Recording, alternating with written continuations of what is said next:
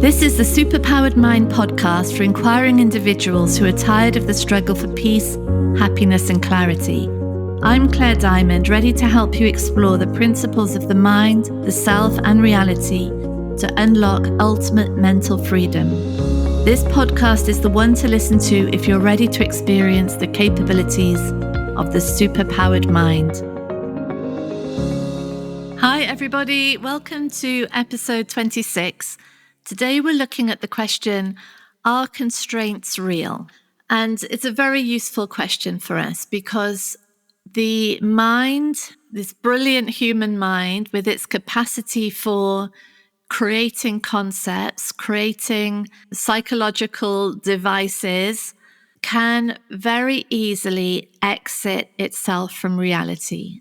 And it's in reality that it does really well. So the question of constraints and limitations is a vital question, really, which sends the mind deeper into reality. Mind, body, talent, capacity, skill, ability, all of it, deeper into reality in the moment.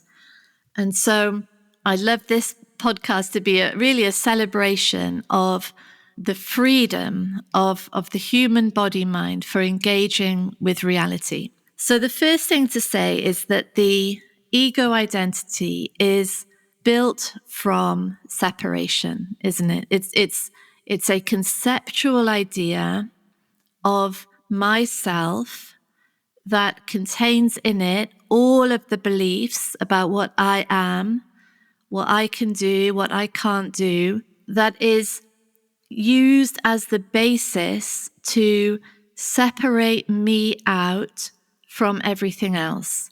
And it looks to the mind that the more separate that conceptual idea of me is, which just looks like the real me, it just looks like what I am, the more separate I am, the more distinct I am, the more specific my delineation is, the more secure I am. Because it looks like my survival, my ability to operate and move around the world depends on the robustness of that separate idea of me. That is the number one confusion of humankind.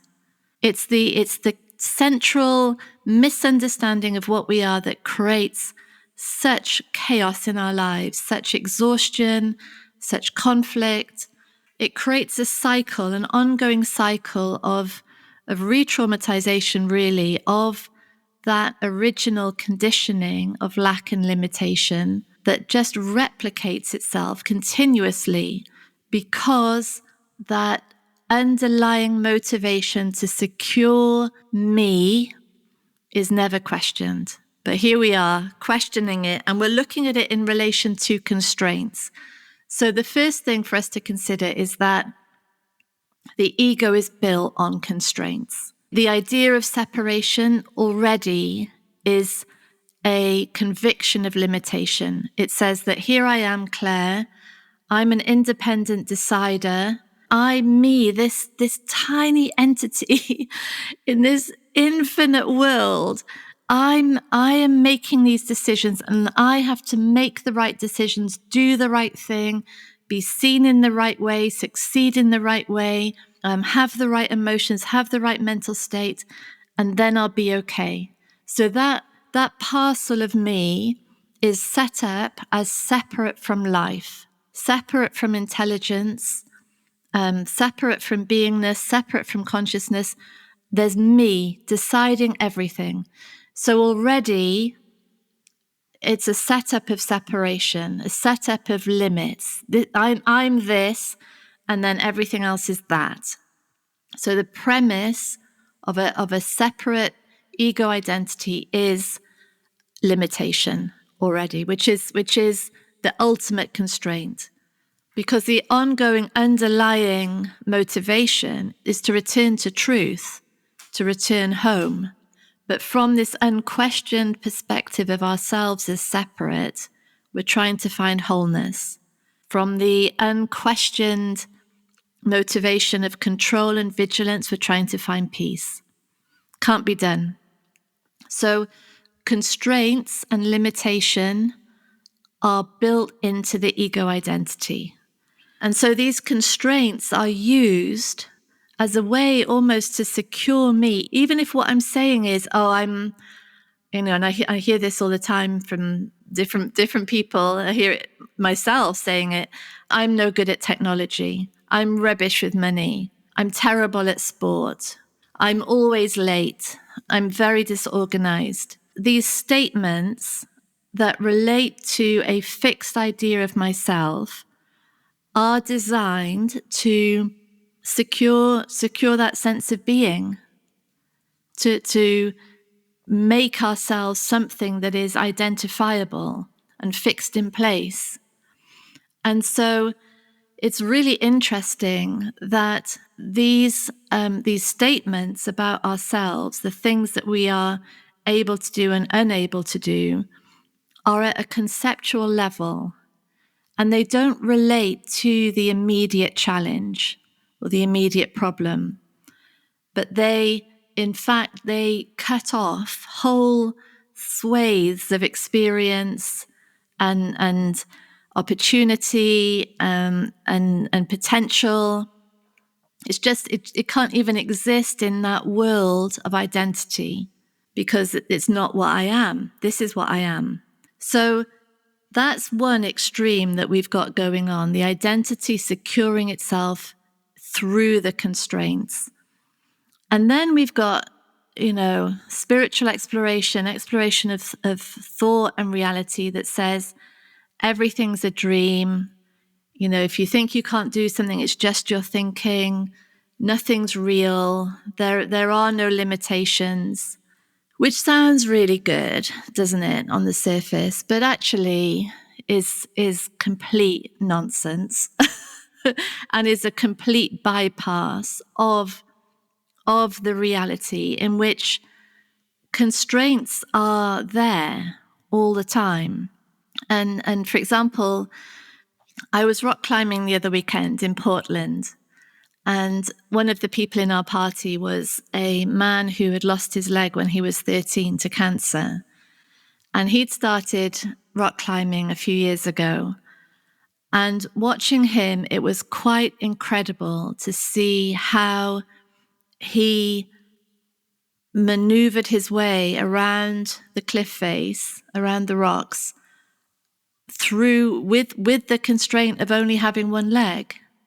And it would be, of course, absolutely ridiculous to tell him, no, it's just your thinking that you've only got one leg. It'd be ridiculous. He's only got one leg. That's, in every appearance of reality, that's what's going on. And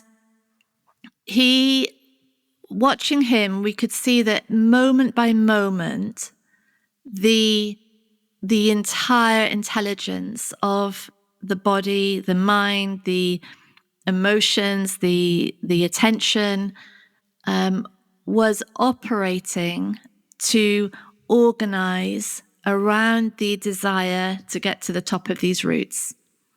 It was incredible. And everything was data and information in that moment. So the constraint was real, and it was really a masterpiece, a work of art, really, of intelligence in action, organizing around a desire, organizing around infinite problems. How, from one position, the problem becomes, how do I get to the next position? And that the clarity of that question, combined with the energy, the fuel of the desire to go as far up this route as possible, meant that the entirety of attention was focused in on what is possible here, what's available here, using everything that was there to be used. So what this says to us is that there's no point in ignoring or spiritual bypassing actual constraints, because the constraint itself, in that moment of pure attention, pure intelligence organizing itself, given that constraint, starts to create a unique work, really, a work of genius, really, of intelligence responding directly to the information available right there and then. And that's where the mind becomes really sane, because at a conceptual level, constraints are theoretical, aren't they? They're not tested yet. So Bob could say, I can't rock climb, I've only got one leg. He didn't say that because he was interested. There was a desire to rock climb. And so he tried it out. And it meant that the entirety of the focus and attention was in reality rather than caught up in an identity of can and can't do, possible, not possible, all revolving around this fixed idea that isn't actually being tested in reality. And I think this is really interesting for all of us to consider, that there is a security for the identity in these broad statements. I'm like this, or I can't do that. I'm not that sort of person. They do this, I do that. The identity has a boost in that, for sure. It feels like I'm someone. In these constraints, in these limitations, I exist. There's a demarcation out of me versus everything else. But that safety, which really is the comfort zone, isn't it? It's the comfort zone of identity, is completely false, complete illusion, completely irrelevant, and unrelated to reality, because what is reality is just, what is the desire? And I think these are the two questions that are really interesting for us. What's the desire here? What's really wanted? I want to create this business, or I want to do this sport. I want to go on this expedition. I want to be friends with this person. And what's the exact nature of the problem right now? And problems get really bad rap, but actually they're awesome, because defining a problem, even if it's not even verbally defined, as in the case of rock climbing, the problem, it's like a sort of physical problem. It doesn't need words. It's a problem of topography. Brilliant. And the more tightly defined it is, the more based in reality it is, the more the combination of attention and available information unlocks the solution. So the constraint isn't ignored. It's part of the whole setup. It's part of the whole situation.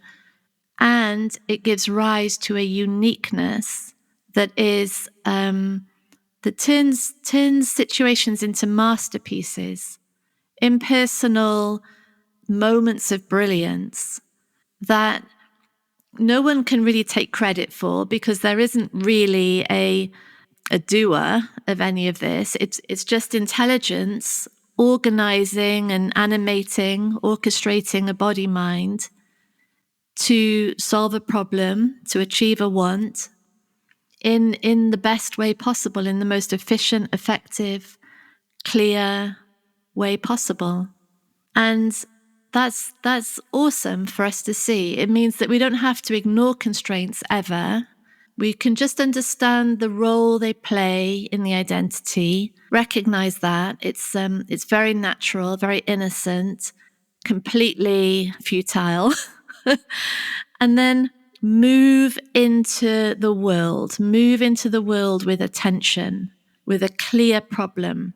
It might be that we're terrible, all our life. We've been telling ourselves, or we've been told, I'm rubbish with money. I'm rubbish with money. I can't do maths.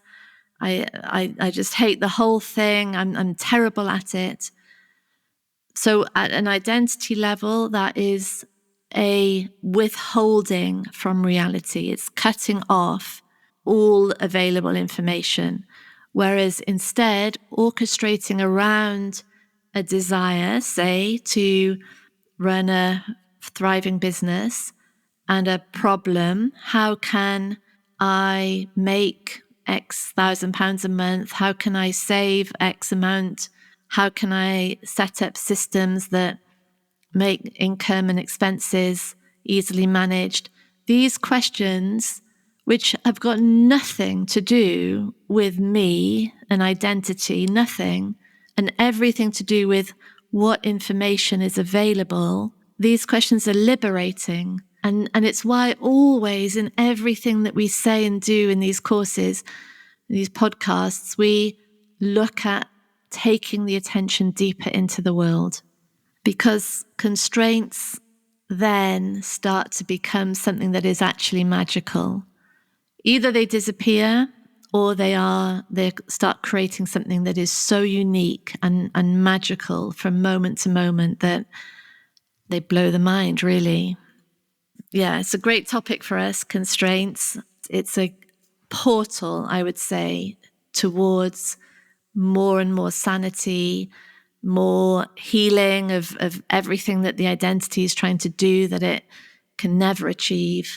And the bliss of the intelligence that we are deeply engaged with this world of form that is continually providing more information, more next steps, more prompts.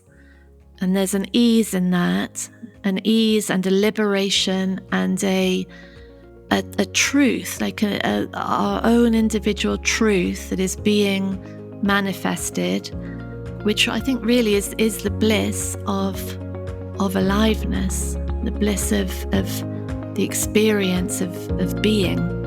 Yeah, lots of love. Bye. Thank you for listening to Superpowered Mind with me, Claire Diamond. If you want extra support in the exploration of your mind, download our exclusive subliminal recording, especially for podcast listeners, on bit.ly/podcast subliminal.